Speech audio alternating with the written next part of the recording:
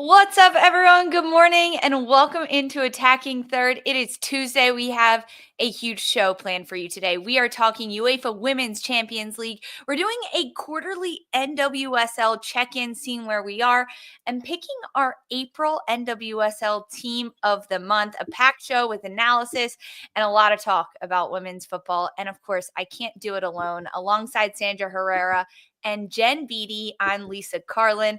We are live on YouTube, 11 a.m. Eastern on Tuesdays and Thursdays, plus Sunday nights after NWSL action. And as always, you can listen to us as a podcast anywhere you get your podcast. Now, potentially some Wi-Fi issues today. I'm just going to, put it out there because we've got our very own Jen Beattie in London. It's going to be great. Everything's going to go fine today. Jen, good morning. How are you? I guess it's like good afternoon there. How are you, friend? It is. It's early evening. I'm getting excited to potentially watch Arsenal tonight, and it's very much Arsenal focused this past week. What a moment it is for the club. So yeah, I'm so excited. But you're right. I may have some Wi-Fi issues on my end, but we'll have fun nonetheless, right? It's only because you're at a pub, right? Preparing for the game. Yeah, I've blurred my background because I'm actually at the pub already. That's pretty much what's happening. Don't expose her. Don't expose. Yeah, come on. I told you that off camera. I know what's going on here. What's going on? Big week. Big week. Prayer hands in the chat for Beattie. We're gonna have fun today. Yes, we absolutely are. It's so good to be back with you guys. I feel like it's been a minute since I've been on A3 talking with you all. So this is going to be good. We start overseas. We're going to follow our friend Jen to the pub today because the UEFA Women's Champions League final is set. We have an advancement of Arsenal and Barcelona set for the final May 24th. It's taking place in Lisbon, but how the heck did we get here? It was leg 2 action that was insanity. The score lines had Barcelona defeating Chelsea 4-1 in leg 2. That was 8-2 on aggregate. Holy cow, Barcelona showed out. And meanwhile, for Arsenal, they defeated Lyon in leg 2 4-1. So that was 5-3 on aggregate. Jen, you were at both of these games, leg 1 and leg 2 for Arsenal against Lyon. You were on the call for them. It set the scene for us. Like, you were in Lyon for this leg 2. How the heck did Arsenal pull off this insane comeback? It was unbelievable. Honestly, it felt like the perfect game for Arsenal. Everything went to plan. They executed it tactically, exactly how they would have wanted it to go. I honestly think, though, we spoke about this on A3. If you had just looked at the history of Lyon, of course they were the favourites. But based off the first leg, Arsenal had chances. This game, they executed it perfectly. I will say as well, Lyon made some really uncharacteristic mistakes. They played the Mornay in midfield. Hegerberg was in the starting lineup, which was, not the normal that we've seen from Lyon. But Arsenal took advantage of every chance they got. They started fast. Even the second half, they came out flying again. Just when you think Lyon might do something different to come back into the tie, no, they went 3-0 up. So it was the perfect night for Arsenal, and what a night to go. Make their first final after 18 years is just an unbelievable moment for the club. And I, for one, felt incredibly lucky to get down pitch side and be able to give Kim Little her Player of the Match award. It was just an awesome, awesome day. And I'm so proud of everyone involved for what they've done to kind of beat the French giants, right? Because what a team they are. And you're looking at the list of players that this Lyon side had. Le Sommer coming off the bench, Madry coming off the bench. You're constantly looking, can they change it? What are they going to do next? But Arsenal railed it out, man. They did awesome. And it's doesn't get much bigger than Arsenal and Barcelona in the final, let's be honest. Yeah, I love it. You have to tip your cap to Arsenal in this one. I think there was this eerie feeling for neutrals, perhaps, that this campaign was gearing up to see a familiar final. But I love the stunner. That's what it was for me. It was an absolute stunner by Arsenal. It just looked like that they landed that perfect punch. And it just was daisy and hazy throughout the rest of the match. It was just, you saw how difficult it was for Lyon to just sort of snap out of things and be able to come back. It didn't matter that they were at home, but maybe if they had some advantage in that sense, out the window. Didn't matter. And that's the beautiful thing about Champions League.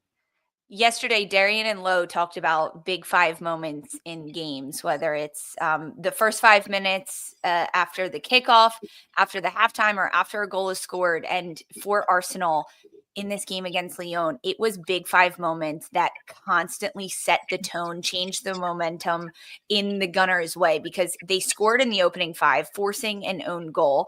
And then right before and right after halftime, they get another two. It was like a 1-2 punch for Lyon heading into the break and then coming out of the halftime as well. The game plan for Arsenal, I don't think I've ever seen a team execute their plan so effectively, so efficiently as well, and really without any hiccups in watching this. And I think it's always twofold, right? When you have to look at both sides and both teams, because Lyon played pretty poorly as well. I think they came out really flat-footed. Their game plan was not executed as well. They also had a lot of individual mistakes that mentally you can kind of get caught up and tripped up in your head. And to concede an own goal in the opening 5 minutes of a leg 2 match, when you only have a 1-goal advantage coming into this game, and then 5 minutes in, it's tied up again on aggregate, that mentally it is so deflating. And for Arsenal, it lifted them up. It had them take on another level and another step in this game. I think off the back of that as well, Lisa, talking about the 5 minutes, at halftime, my whole conversation was, right, what will Lyon do differently? Because they have to change something. They didn't make substitutions. They didn't really change anything tactically. And then they go another goal down. I was waiting for that. What are they going to change? What are they going to do? Because, even sat there with Arsenal being ahead, I'm always looking at, right, you got Samara on the bench, Madri on the bench, Van de Donk, who I personally think should have started. She did so well in the first leg in terms of the press in the midfield. And I'm thinking, right, what are they going to change? And I think the changes came late, but you're spot on that there was opening 5 minutes, and then right after halftime, those key moments in the game, Arsenal took advantage of every mistake that Lyon made. In previewing this game, Jen, you talked a lot about how, you were at leg 1, and you talked about how leg 2 is so different. And there are vast differences between playing a leg 1 and a leg 2. It's against the same opponent. One is home, one is away. And Arsenal had fallen now in leg 1 of both the quarterfinals and the semifinal. So we knew against Real Madrid that they had it in them to come back in leg 2 of this game. But watching this game unfold in front of you, what was the biggest difference that you saw from Arsenal Lyon from leg 1 to leg 2? I think they just didn't chase the game. I think that the worst thing that Arsenal could have done was go all out from minute 1. They took their moments well in the right times. They knew when to press, and they knew when to sit off and just allow Lyon to have little bits of spells of possession. And they understood that you can't go against Lyon because you'll be hitting the counter when you've got Chawinga, Diani up ready to go on the other end and sort of counterattack you and really hurt you. So I think for me, they were spot on with the moments that they picked and when the advantage was there. And they were clinical. I said it before, there was 4 shots on target for each team in the first leg. The difference was Lyon took the chances. The difference in this game, Arsenal smashed it into the back of the net every single time there was an opportunity, and they just looked so confident. I feel like there was a massive belief that they could go and do it. I think at home you're a little bit hesitant. It's over 2 legs. You're careful or a little bit more thought out. I feel like they had discipline. They were mentally engaged for 90 minutes, and it was really awesome to see. Every time Arsenal leveled up in this game and they won a tackle or they went in a little harder, they looked like they wanted it a little bit more. And every time Arsenal took a step forward, it looked like Lyon took a step back. And it was very, very, very uncharacteristic of this Lyon side, right? It's not very often that we see them, Diani, Dumornay, Chawinga, Hedgeberg, Horan, or Lindsay Heaps, not influencing the game every time they're on the ball. And they really weren't. They were stifled defensively. And I think like a lot of the individual mistakes that came down to some of the weak points in this game for Lyon is what mentally hurt them, that allowed them to not even be able to climb back. Because at halftime, you're exactly right. I wanted changes. I wanted to just see a little bit more gumption from Lyon in that second half, and we didn't get it by any means. So Arsenal take down the Giants. They advance to a final for the first time since 2007 when they won. And Kim Little, you gave her, Jen, the man of the match, the player of the match trophy after this game. She's been with Arsenal for so long, and now she gets to make it to a final. I got to see some interviews and some chat with her, but what did she say to you in talking about like how big this moment is for her? You know what? That's such a good question, because even Kim by nature is a quiet person, but I've never seen her that quiet after a game. I think she was just so, I guess, enamored by the whole occasion. She's worked her entire life for big moments like this, and she's actually signed the year after the Arsenal won it. So to give that context, it's been 18 years since that final, since they won it. She signed the year after. So this is, of course, she's gone out and played in NWSL and Melbourne and, gained experience, but she has been unbelievably loyal to Arsenal. She's captained the team for so long. I think she was just blown away by the fact that, and again, being Scottish, we haven't made many major tournaments. So domestic club level is kind of really high level, as good as it's going to get. So to get to a Champions League final for her, having been knocked out so many times at semi-final level, was just a huge moment. And as a mate, as she's one of my best friends off the pitch, I've known her since I was 15, and I've never seen her so quietly happy. She was almost so emotional about the whole thing. And I think anyone who knows Kim, she's a very together person. She's very calm and collected. So to see her in that moment and be able to give her a player of the match award, and bear in mind, she's 35 this summer, and she is not past her prime. Can I just say that I feel like, just always in her prime. The way she just shows up at these high level games and just gives performances. I will say, Arsenal dominated that midfield, but Kim Little's at the heart of that, and she's so calm. She's the kind of person you look to on the pitch to be like, how do we solve this? What do we do now?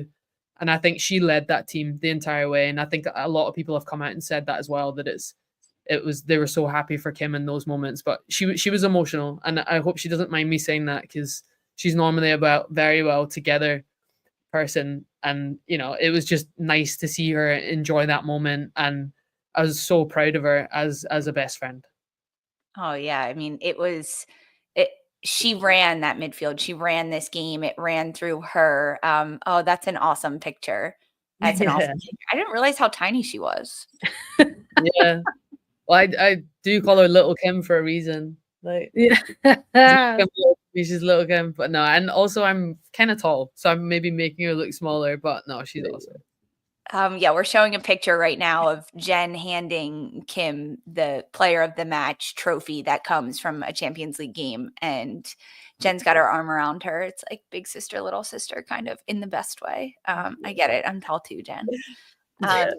Big game for Kim. Exciting for you. Hopefully Kim has had a couple days now to soak it in. But really, it's looking ahead to this final that is set coming up on May 24th against Barcelona, a team, Sandra, that has just ran through this Champions League run. Absolutely. And then not really surprisingly as well, because of the last 4 Champions Leagues, Barcelona has won 3 of them. They've won the last 2. They're looking to go for a 3-peat.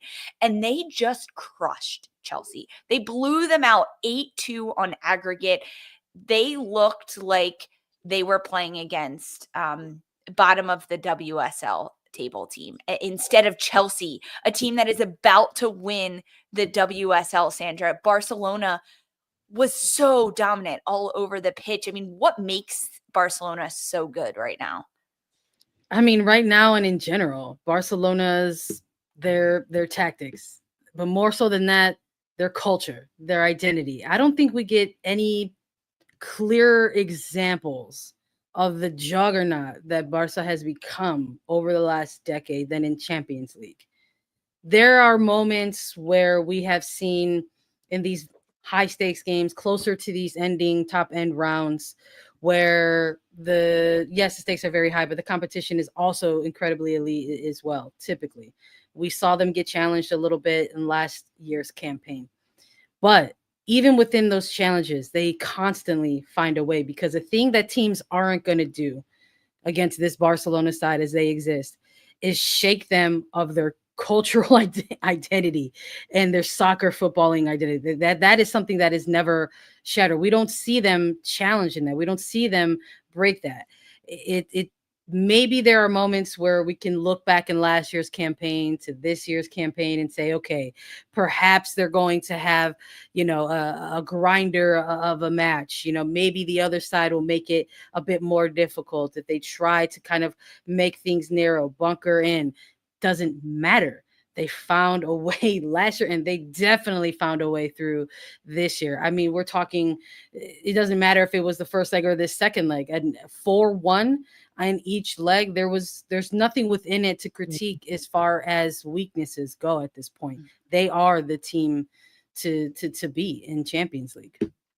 Even the manner in which Barcelona came out against Chelsea, right? It was 3-0 by halftime.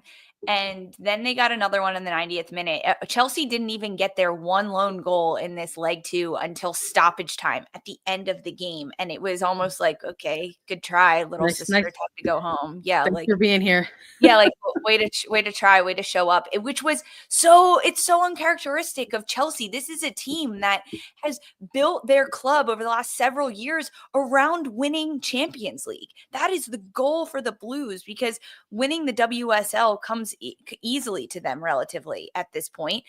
They want to win Champions League. That's why saying goodbye to Emma Hayes was not necessarily in the cards for them, but they had to do that. So they said, okay, what do we do to win Champions League? We go out and get Sonia Bonpastor as our manager. And she has won it as a player. She has won it as a manager. This is going to be our ticket to get there.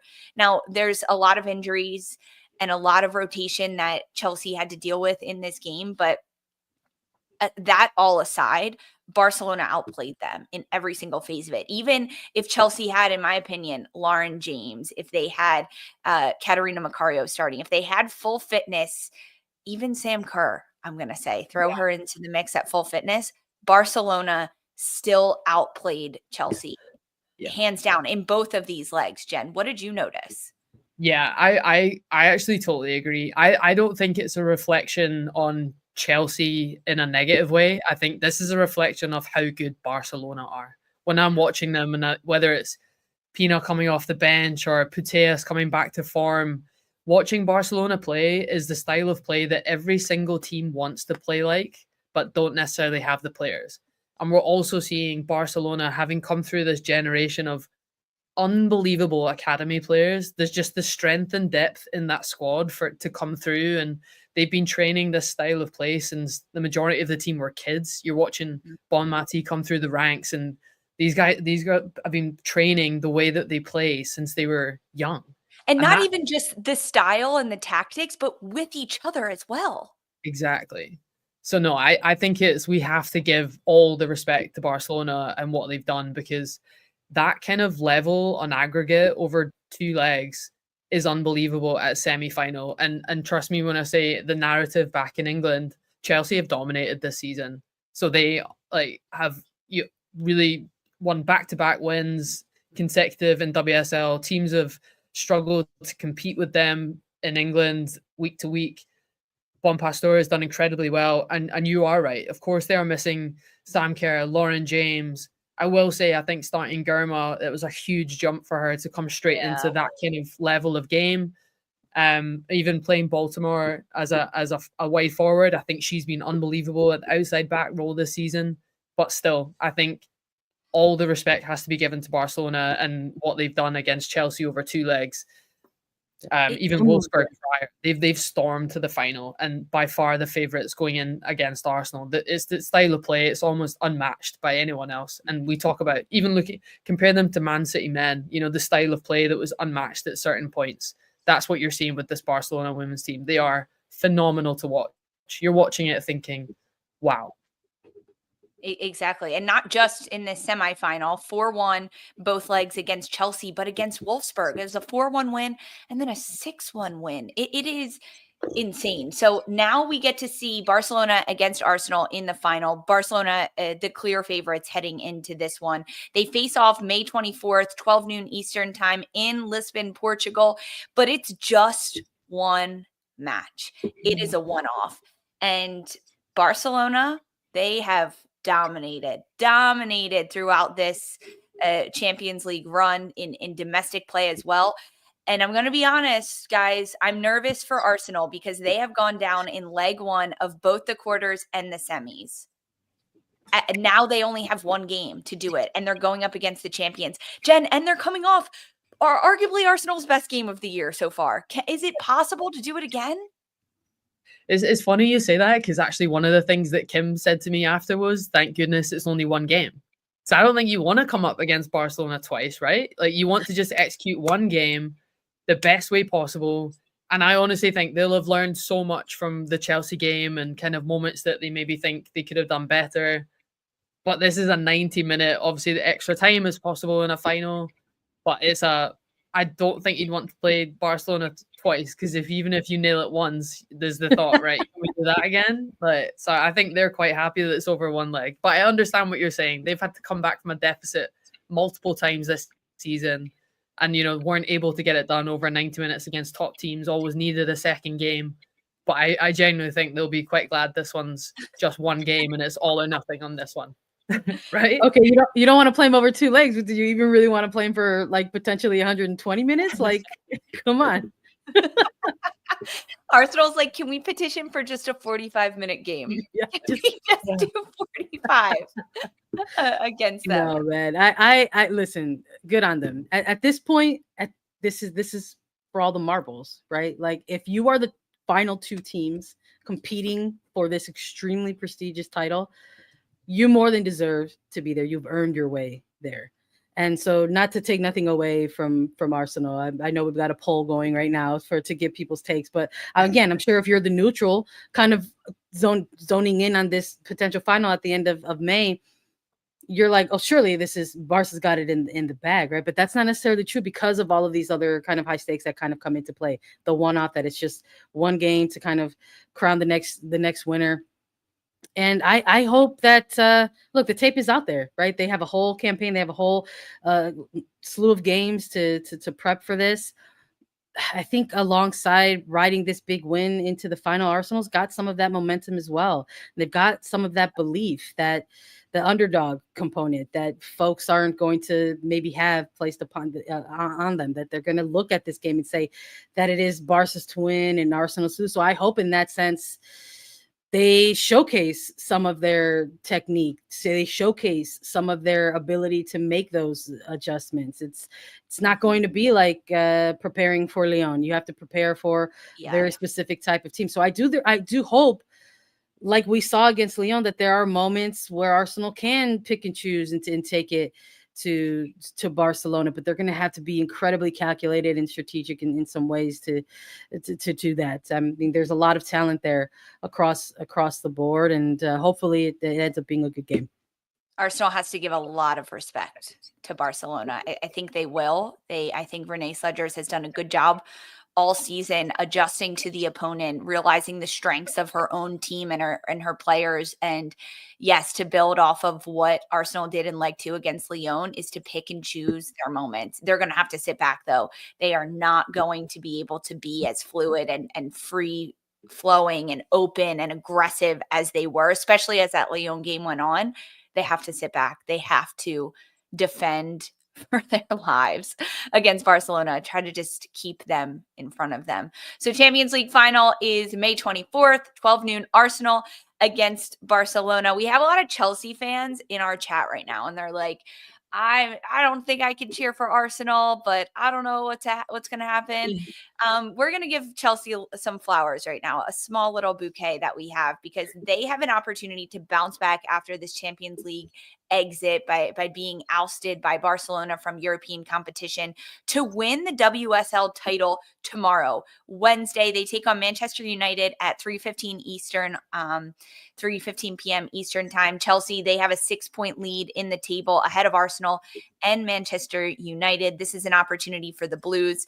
I don't think it's going to be as easy as Chelsea fans probably want to be, considering Manchester United, they sit 43 points through just 19 league games, third place. They're one of their better seasons over the last couple of years in WSL play, and they're fighting for European qualification. With a win for United, they qualify for a place in Champions League next year. So a huge game tomorrow between Chelsea and Manchester United, a spot for Chelsea to win the title and a chance for United to pick up Champions League place. They're coming off of also 4 straight clean sheets, a solid back line led by the American PTJ Fallon Tullis-Joyce. So check that one out. Chelsea giving you a little bit of flowers, a chance to pick up a trophy tomorrow. All right, guys, don't go anywhere. That closed out our European conversation, but we're diving into NWSL and doing a quarter-mark check-in next. Stick with us.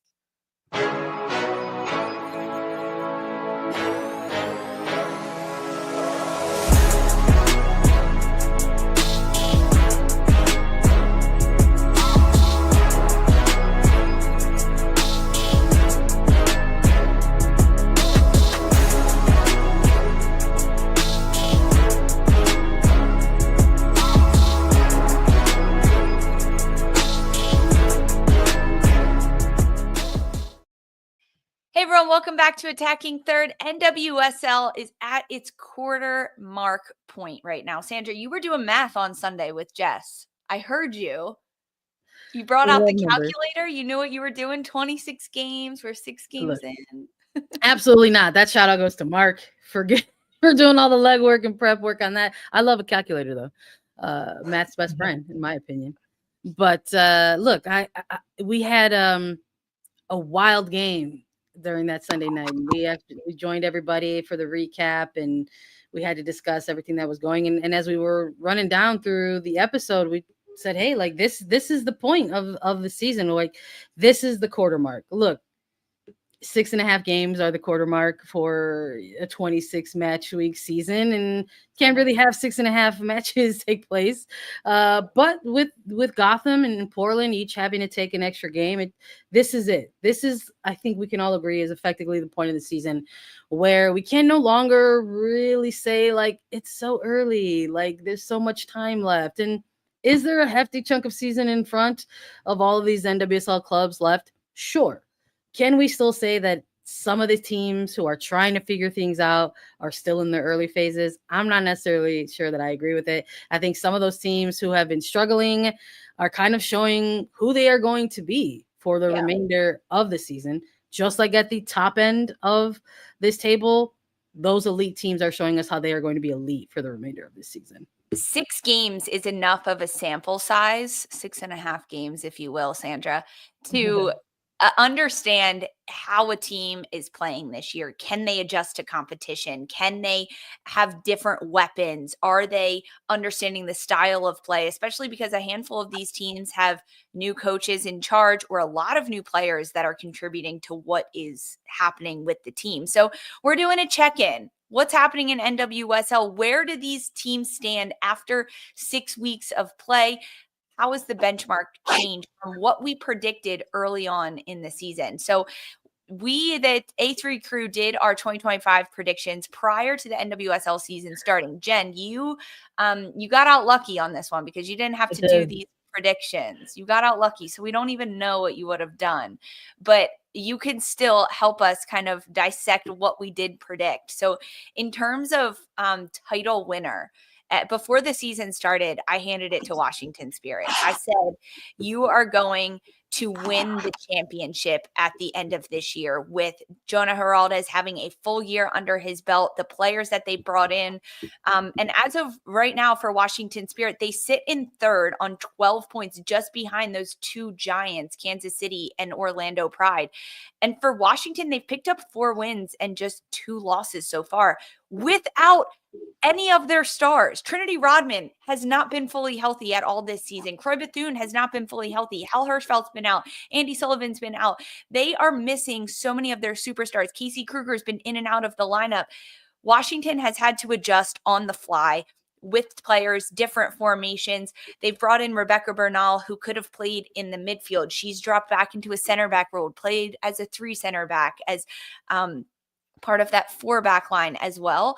I'm sticking with my prediction for Washington Spirit to still win the championship and be in the postseason, making playoffs and go on a little bit of a run. Darian gives me a lot of crap for this one, but I'm staying strong with my Washington pick here. I think you should. I think it's a good shout for all of the reasons that you've mentioned. Look, it's a long season. It's why we're going to be doing these kind of quarter-mark check-ins from time to time. And for me, in the title winner, I had Kansas City Current in my way too early predictions in this one. And you know what? I'm going to stick with that because I'm also feeling pretty good about where Kansas City Current is navigating things out of 6.5 games to start this season. I think there's going to be some management that needs to take place along the way in terms of match load, player rotation, because it is such a long season. We see that come into play all of the time. You hope it's not catastrophic player injuries that you find yourself needing to kind of rotate in and out of, but there are ebbs and flows to a season, and because players are human, bodies wear down from time to time. So I think coming out of this week, I think folks are going to probably have their radars up with Shawinga and how the Current are going to continue to manage her moving forward. But on the other side of that, this is a season I think we're really finally getting to see Kansas City Current kind of flex off some of that depth in a similar way that the Spirit have with Giraldez. We saw Bia finally get on the scoreboard. Like, these are players that I think people are forgetting about for Kansas City Current. We see, all kinds of different things going on throughout the back line, whether it's Wheeler or Izzy Rodriguez, Sharples, Cook, Elizabeth Ball. It's almost like they have their pick of whoever can come in and come out. So I think that is often the key to a title winning success in this league, how you have the depth, how you rotate and manage your entire roster. And I think for the Current, they're also sitting pretty. I'm going to stick with them as well to win the title.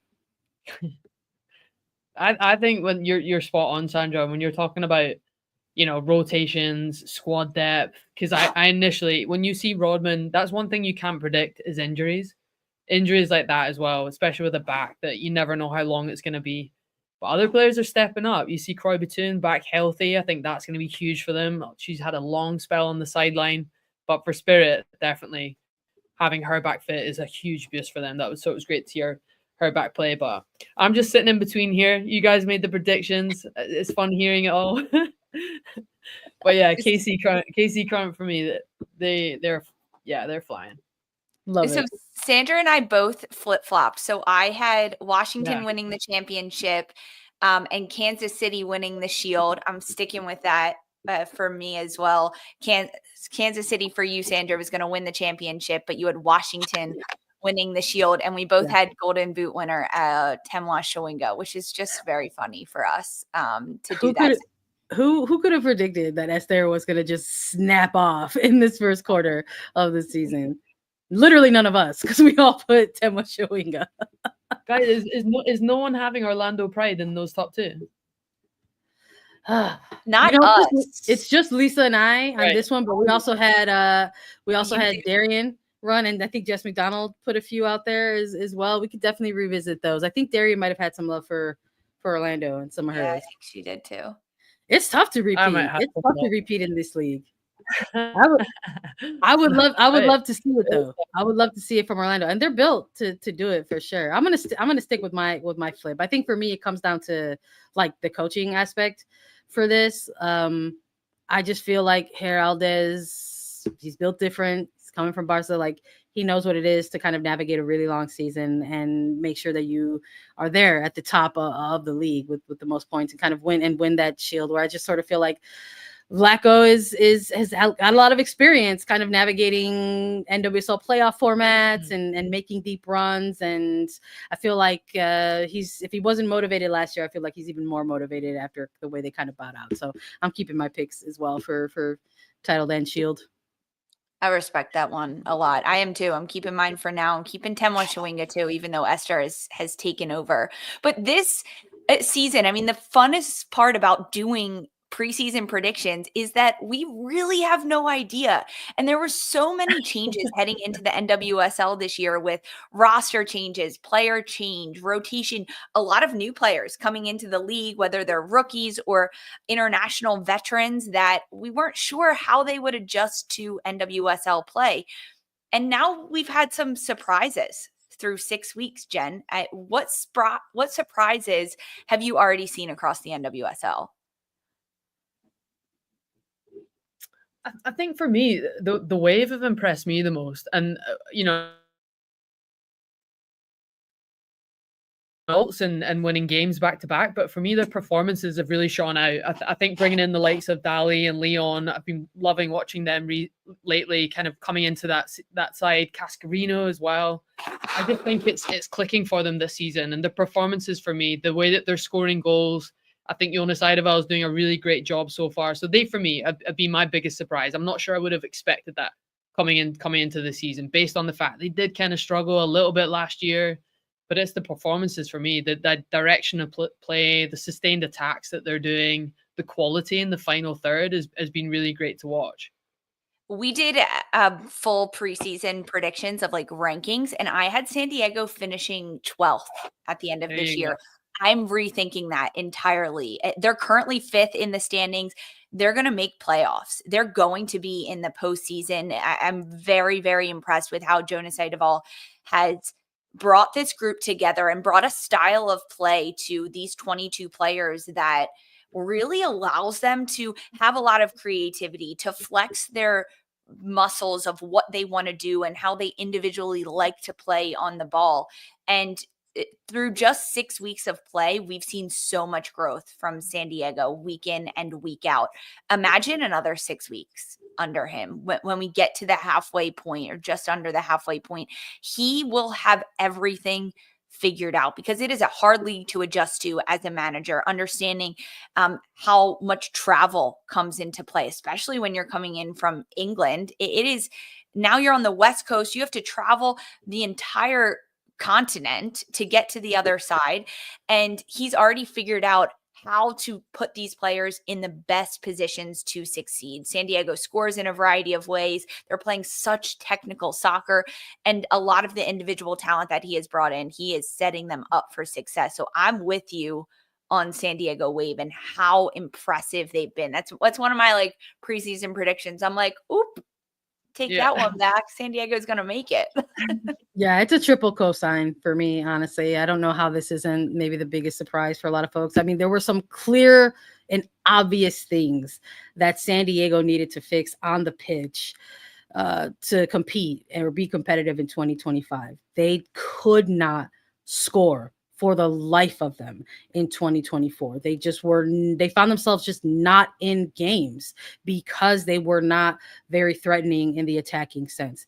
That is completely not the case in 2025. Mm-hmm. Not only are they cooking in a lot of different areas on the pitch, you can see the direct thread between the players that they have brought in to help kind of change that and be that catalyst to be kind of this very dangerous attacking side now. North Carolina Courage, we have to talk about them, because this is a prolific champion in the NWSL. They are always in postseason. They have won the most domestic trophies of any other NWSL market, and they are sitting essentially at the bottom of the table, 11th. For North Carolina standards, that is the bottom of the table. They have shown very, very early struggles in the NWSL, mainly where they're going to get their goal scoring output from. They are coming off of, we can't talk about North Carolina without talking about their massive win this past weekend over Kansas City Current, 3-2. It all comes in stoppage time. They get the equalizer and the game-winning goal at the end of this game, 90 plus minutes. However, I was most impressed with the formation and tactical adjustment from Sean Nahas and North Carolina Courage. We saw them in a 3-4-3, pushing Ryan Williams higher. Ashley Sanchez was playing much more centrally. Denise O'Sullivan was more of a conductor on the ball. She didn't get lost in the midfield and outplayed by arguably the NWSL's best midfield in Kansas City Current. And this was a North Carolina team that prior to this weekend, I think we would be having a different conversation. But now I am optimistic about what North Carolina can do if this is how they can adjust. I looked up the average positions of the Courage players in this Kansas City match. And one thing that stuck out to me was that Manaka and Jaden Shaw, their little bubbles were essentially on top of each other, which isn't great. We're still trying to find the best position and the best place for Jaden Shaw to be the Shaw that we know she is. So creative, technically skilled, setting up her teammates, scoring for herself. She's taking some time to grow into it. But this formation shift with Ryan Williams, who is traditionally an outside back, playing in the midfield much higher. Williams was the highest North Carolina player on the field. She was stretched so far. Imagine what that does to you as a defense in Kansas City. Now you've got to worry about another player coming at you. And the three center backs in Kaylee Kurtz, Macy Bell, and Stoddy were so evenly spaced in their average positions that I like this three back that we saw from North Carolina. I think some of the concerns, surrounding North Carolina in the opening 6 weeks were different, I think, from week to week. There was always this question of like, something's not working, but none of us are quite sure what. Like, let's see them try something different out of this week, and maybe it'll pan out. And then it didn't. And so I can't imagine the levels of frustration in trying to make adjustments and still not seeing the fruits of the labor, and how that frustration can maybe kind of settle and fester, and maybe you don't find your way out of it. This win, I think, comes at the best time for them, because again, we're doing the Quarter-Mark check-in. You have to have something to build off of going into this this next quarter as you build towards the midway point of the season. So but maybe it was just their first win. We'll find out in week 7, right? I mean, I think along for a while here in these first opening 5 weeks, even I think it was about trying to figure out the best 11 for this team. I mean, you don't want to put it down onto one player, but they lost Caroline, and it doesn't look and or feel like they have quite found that kind of lethal threat for the Courage yet. There's plenty of talent on the roster, but that's not a piece that you could just easily replace. Nor do I think they're looking to do that necessarily with some of the signings that they made in the offseason. But it is at this point trying to build off of what is working. And they have approximately one win that they can maybe try to continue to do that. And the fact that it was against the best team in the league, and now they're looking ahead at arguably the other very struggling team in the league, Utah down the line, you have to build off of this momentum. You have to build a small streak here for yourself.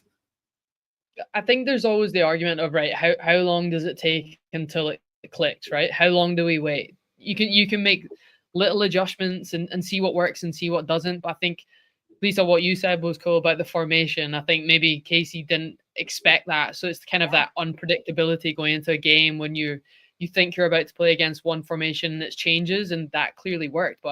And I think, having the bubble map and people close together, you want close connections because that's how they want to play, but you have to have alternate movements and drawing people out of position. And I love Manaka's goal. The assist was unbelievable. The weight of pass in that final third is just exactly what she wants to be doing week in, week out. But no, for me, that's a huge win, especially against, a team that we all speak so highly of. That must have been such a boost for them as a team to go into next week. You mentioned Kansas City not perhaps being ready for the 3-4-3 that North Carolina rolled out, Jen, but Kansas City is the best team in the league right now. They have scored multiple goals in every single game. They're coming off multiple shutouts aside from this North Carolina team. They have to know going into every single match that teams are going to adjust to them. They have to prepare for that. Yeah, for sure. I think a lot of teams, though, in my experience, you focus on yourself and then do a little bit of tactical top up towards the end of the week based on, and correct me if I'm wrong, guys, but I think a lot of people are used to this possession-based team from, playing against them all the time. And I just don't think they would have expected it. They would have focused on themselves, knowing if they bring their best game, they had the belief to go in and win that game no matter what. And I think that's a very much a narrative within the changing room and within tactical meetings, that we will focus on ourselves. and do a little bit on what we think they're going to set up, you're not going to train to play against 3-4 different formations. You're going to practice what you're going to do going into that weekend and hopefully try and problem solve on the day. But I think it was just a scrappy game for Casey. They just couldn't get a hold of it. They couldn't. There was obviously a relatively high scoring game, and defensively just slipped really late on as well, which I think they'll be frustrated at. When you're conceding that late in the game, it's kind of a concentration thing. But no, I think they definitely would have focused on themselves going into that game and done a little bit of tactical, but still just couldn't problem solve it within the match, which we all say is the hardest thing to do as players. Of all the games this weekend, I mean, there was so much chaos and everything across the NWSL, but this game, the final 10 minutes, it came down to between the ears. It was mental for both Kansas City, falling a little bit and stumbling and thinking that they were going to be able to close out. And for North Carolina to know that, hey, game's not over until that final whistle blows. Yeah, Rondalisha Parker with us live on YouTube saying Courage wanted it more and Kansas City got cocky. I understand where you're saying Kansas City got cocky. I don't think they actually did. I just think that it kind of slowed down at the end, which we don't see Kansas City do, especially this year, is so uncharacteristic. They're not a bunker in kind of team by any means. To kind of be put in that situation and presented a challenge for them that they, like Jen said, we're a little bit unprepared for, not only on the pitch, but on the sideline as well. I think if you're the coaching staff, sometimes the best thing to do in NWSL, if you are a predictable team that is struggling, is to make things unpredictable. And I think that's what the Courage did out of week 6. Speaking of unpredictability, we made predictions, Sandra. You made a lot of them as well. It's not just me over here. Jen's the one that's like, I'm sitting pretty. Are there any predictions that you made prior to the season starting that you're like, might want to rethink this one now, 6 weeks in? All right. I think maybe the biggest one might be the Rookie of the Year conversation, because I think that is the one that was the prediction that so many of us had such limited kind of research or info to go off of. I mean, you can never predict what that gap is actually going to look like or feel like as players go from the collegiate level, amateur levels into the pro level. And I had Brooklyn Courtnall as a player to watch who was on the Courage, because again, I felt like the Courage this year was going to be a team that we saw a lot of rotation happening, because they needed to figure out who their ideal starting 11 was going to be. But I'm still high on that player and rate her pretty highly as far as her ability. But I think without question, looking back at my other kind of predictive piece about rookies to watch out for, not only did I have Brooklyn Courtnall on there, but I also had Lily Real on there as well. So I'm 100% swapping and saying keep those eyes locked in on Lily Real, because she's doing some really good things for Gotham this season. Jen, you're nodding your head. You didn't get to do a preseason Rookie of the Year prediction, but now 6 weeks in, who has bubbled to the top of your rookie conversation that you want to give a little nod to? So I was nodding because Lily Real, for me, some stuff she's doing for Gotham, I think stepping up, delivering what she knows she can do. I've been loving watching her and kind of building and growing into that role for Gotham and getting consistent minutes. And yeah, I love it when you see young players coming into this league and just absolutely smashing it and kind of knowing, yeah, you've got an unreal career ahead of you, a long one as well. Yeah. Lily Real really took an opportunity in a moment. Sad injuries happen to players, but it creates a moment for other players if they take it. And Lily Real has definitely done that. I mean, there are so many fun and good rookies already in this league. Riley Tiernan at Angel City has done fantastic. I think also at Gotham, Shapansky has stepped into a midfield that needed her. But I'm sticking with mine. My preseason prediction for Rookie of the Year, I am fully on board with Maddie Darlene. I had watched her at the college level and just knew that she provides something a little different and that the jump wasn't going to be too much for her, especially under Laura Harvey at Seattle. And she has done just that. Her quick trigger. I think Darian called her Lynn Biondolo-esque the other day, which is such a high compliment and high praise. So I'm sticking with Maddie Darlene and what she's done so far. Is there anyone you're changing though?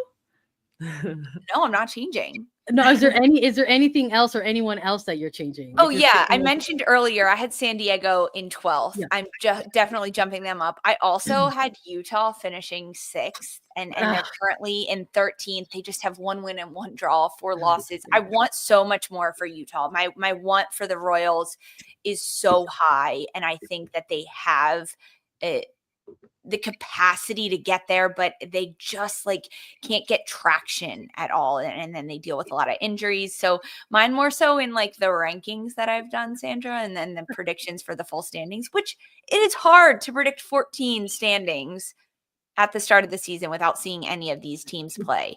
But my individual players and my teams to win, I'm sticking with them. I gotta go with my gut, Sandra. You know me. I respect it. I'm sticking with most of mine too. I'm keeping Emily Sands as the defender of the year. I think she's putting together good things. Lacey Santos, I'm also still keeping her for midfielder of the year. I think she's doing good stuff right now for the Spirit. And I mean, I could swap from Casey Murphy, but it's a long season. We'll see what happens. It's a long season. We're only at the quarter check-in here, 6 weeks into the NWSL, but we do turn the calendar page. So we are going to take a quick break and then give you our April team of the month in the NWSL. Stick with us. Get ready for a Sunday showdown on CBS and streaming live on Paramount+. Welcome back to Attacking Third. April, adios. We are saying hello to May, and with that, we're giving you our A3 NWSL Team of the Month. We get to do this every single Sunday following the NWSL weekend. We give you our Team of the Week. So we said, hey, why not? Let's have a little fun. Look back at April and give you 11 players plus a coach that stood out to us this month. Shall we start with the front, the forwards? Because I think this was a really fun month for some players. And I'm just going to write in black Sharpie the first name. The other ones will be in pencil and we can talk about. But Esther, she's going in black Sharpie. 7 goals in her last 4 games. She's hands down forward of the month in April. So that one's in Sharpie. No ifs, ands, and buts about it. But Sandra, Jen, what other forwards do you want to nominate for the April team of the month? Do you put anyone else in? At this point, we can put like Esther, like week 4, like Esther week 5, and then the week 6 version of Esther, like just Esther 3 times. No, I'm gonna go and continue to nominate wave players. I did this with Jess McDonald on Sunday night. There happened to be a lot of wave players, and for good reason. They had a really good month. I've got Cascarino up top as well, alongside Esther. I love what she's doing in her year 2 of NWSL. You could see how much she is frustrating the oppositions, and she is delivering on the score sheet as well. So I've got her up top. Do you have a third forward, Jen? I went Banda. I had Esther, Cascarino, and Banda. I'm like, she just performs week in, week out for me. She's consistent with what she brings. And yeah, I'm, you know what? I want to big up Esther again, because I think, the narrative, we talk a lot about Chwenga and Banda, but Esther's come into this season and absolutely crushed it. Like 7 goals in 7 games. For a striker, her confidence must be through the roof, but they were my 3 guys for sure. I wish I could disagree, but I cannot. Esther, Cascarino, Banda were my top 3.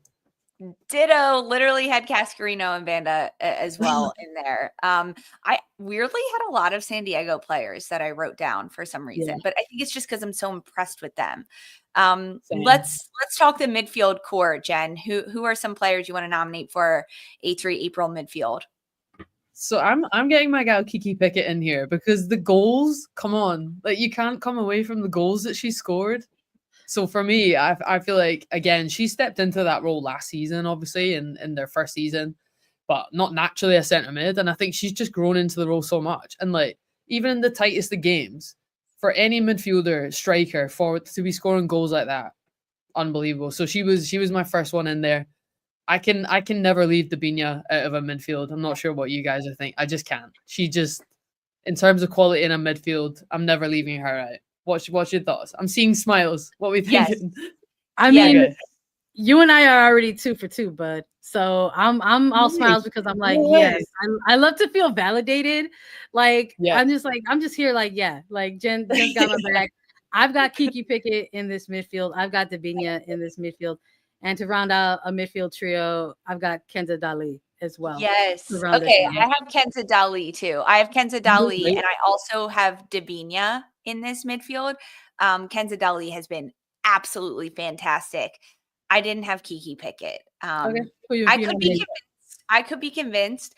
I had Hina Sugita because she Yeah. has just been the glue of Portland to get the rookies on the same page, and perhaps the results for the Thorns isn't reflective of maybe team of the month honors.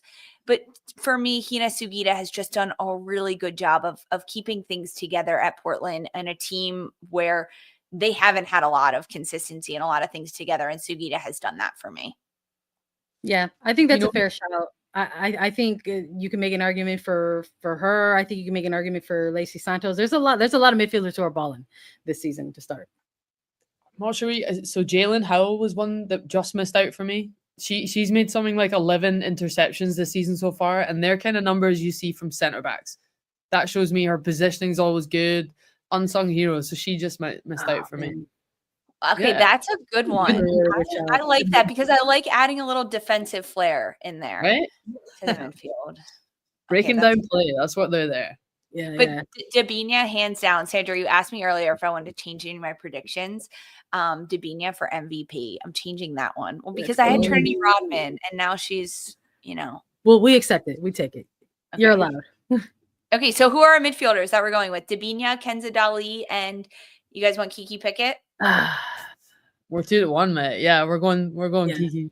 I think if we both had Kiki, we got to go with Kiki. Maybe we can go Kiki. Sandra likes to be validated. I'm validating her. Let's move to the back line. Defensive core for April.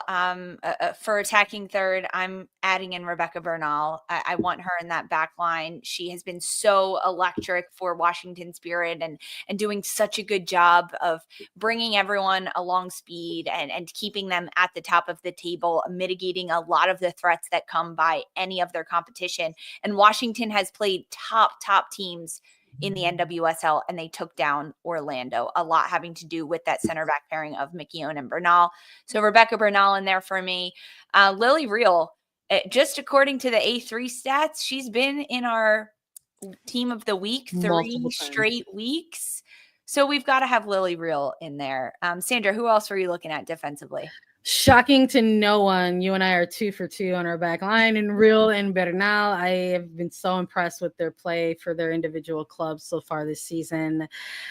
We have to have Emily Sams, I think, on this back line. I think this player is doing so much consistent work across the back line for Orlando that it's almost maybe a hindrance to what she is doing. I think everyone is like really taking note of how much responsibility that maybe Lily Real is taking on as a rookie, or maybe even Emily Sonnet forgot them as well with the injuries that are taking place along their back line. So you're taking note of those performances a little bit more, as maybe there's more pressure on them. But I think there's nothing wrong with being that top tier, consistent defender week in and week out. And I've got Emily Sams on this back line as well. I'm also going to put Kayla Sharples on this back line for Kansas City Current as well. I want to make an argument for a current player on this back line because with the exception of this one game that they're coming out of week 6, they have made some incredible defensive adjustments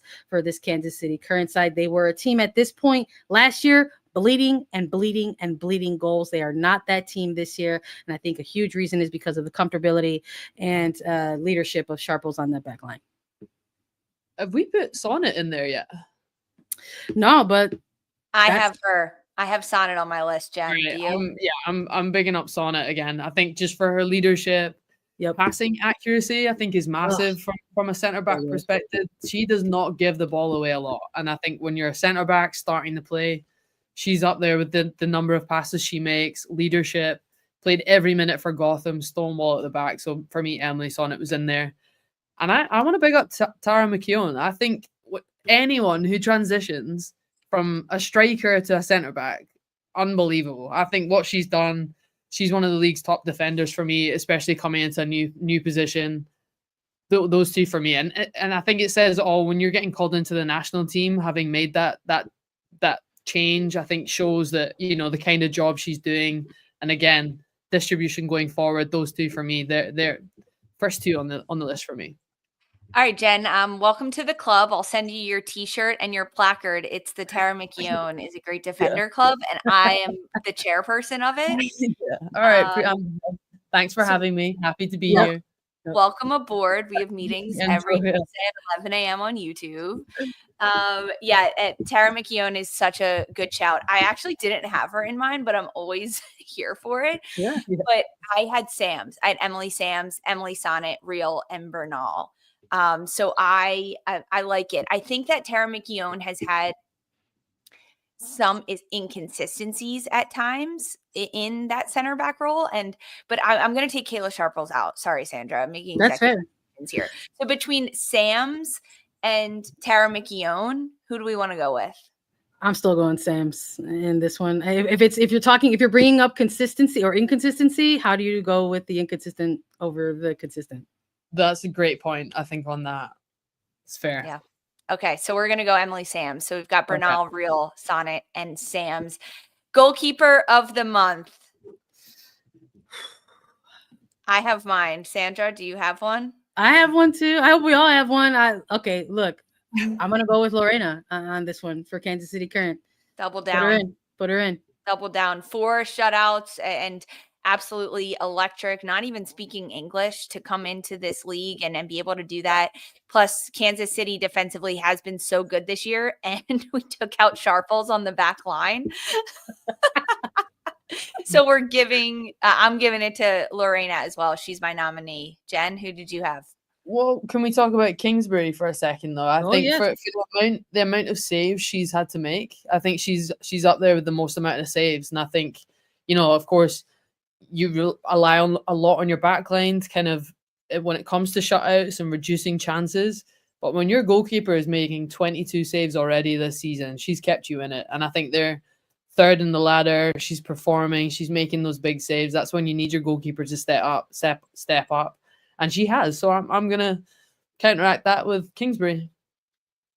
She did make our teams of the week over the course of this early phase. So I don't know. I mean, I think it's tough. I'm still sticking with Lorena. Yeah, I'm 2-1 on this one, so I feel like I'm gonna lose out. I like the shout for Aubrey Kingsbury. I think that she is put in more precarious positions than Lorena is put in. So she is forced to keep Washington a little bit more involved in the game, and she's forced to make these insane athletic saves. Kingsbury's positioning is also very good too. I think you're high on Washington, Jen. You had McKeown, Bernal, and Kingsbury. Look at you. Am I showing my cards here a little bit? Am I? Look at you. You are. Uh-oh. I'm reading between the lines a little bit. Come on over to the Washington side. I'm like, I'm part of that fan club too. I'm here. I just have been very impressed with Lorena as a new player in this league, and having to adjust to everything that is being thrown at you when you're new in the NWSL, the travel, the language barrier that she has, the front line in front of her. It's a lot for Kansas. It's different challenges defensively this year as well. I think that's massive. As a center back was my position. I used to always hear so much from my goalkeeper. The amount of information you're getting for 90 minutes from your goalkeeper is constant. So if English isn't your first language, that's hard. So I totally agree with you that one on Lisa. When if English isn't your first language and communication's absolutely massive between that little triangle, goalkeeper and 2 center backs. So I agree with you on that one. So we are taking a poll on YouTube, and this really contradicts what we're talking about, but people are saying 80% Kingsbury should be in it. Oh, come on. And 20% Lorena. That's disrespectful. Come on. That's high. I thought it was going to be a little closer than that. 80-20? That's a blow. I thought it was going to be closer, too. We didn't do a good enough job, Sandra, convincing them. But convince us now, Sandra, coach of the month. I love that we're doing this quarter check-in, as everyone can look at their first 6 weeks of this season and say, we have been handed a loss in some capacity. So there is no super perfection, as far as just record or things like that. But I was so impressed. I was moved, let me say, by this most recent game with Orlando and Angel City. I think Seb Hines is going to be my coach of the month. Indeed, it is tough to run it back, and they are doing everything in their power to make sure that Orlando still stays in the headlines, on the lips of analysts, and the chatter online, all of it. And I think a huge part of it comes from that sideline as well, along with the talent across the roster. But Seb Hines for me, for sure. Same. I was completely the same. I think that the biggest compliment you can give a coach is problem solving, and I think he did that in that game. The changes that you saw going into the second half, 2 goals down, I think you need your sideline, you need your support from a coach in those moments to be like, what can we do? If you can't solve it yourself on the pitch, you need the help. And I think I can agree more with Sandra on that one. He's got to prove it all over again this season, and you're right. League's getting harder. People are kind of figuring out maybe how to play against the Pride a little bit, shall we say, making it more competitive. But he's made big decisions at key points, so he's been a standout, and he's been my Quarter-Mark coach of the month coach so far. One of my honorary mentions for coach of the month was Sam Lady, with how he's done at Angel City. I mean, even though they've picked up losses in their last couple of matches, they put in 2 goals on Orlando Pride. And with a head coaching announcement coming out with that team, he's still been able to be an incredible interim in an incredibly difficult position that Lady is in with Angel City. But yes, I agree with you both on Seb Hines doing a tremendous job. But that was my honorary mention, Sam Lady, and also Jonas Adeval, who we gave a lot of love to earlier in the show. Yeah, I think we can't give all the love to San Diego also without giving love to Jonas Adeval. Like what he's done with this team in a relatively short space of time, right? And I think we can kind of change it, see it. So yeah, what he's done, I have to give him a bit of love as well, for sure. Let us know if you agree, if you disagree, what you thought of our April Team of the Month for A3 in the NWSL. Are there any changes you would have made for what we picked? Let us know in the comments on social at Attacking Third. Hit us up because, of course, we always love hearing from you guys. A3 heard. That does it for us, guys. Fun show today. As a reminder, we'll be back Thursday, May 1st, 11 a.m. Eastern, live on YouTube. We're going to preview NWSL Week 7, including a huge matchup of Gotham FC against the Chicago Stars that is on CBS. We're doing a little stock up, stock down of players. We'll have all the action and chatting with you about it. Don't forget, you can listen to us anywhere you get your podcasts. And of course, watch us on the Golazo Network. For Sandra, Jen, and Mark, I'm Lisa. This was Attacking Third. See you Thursday.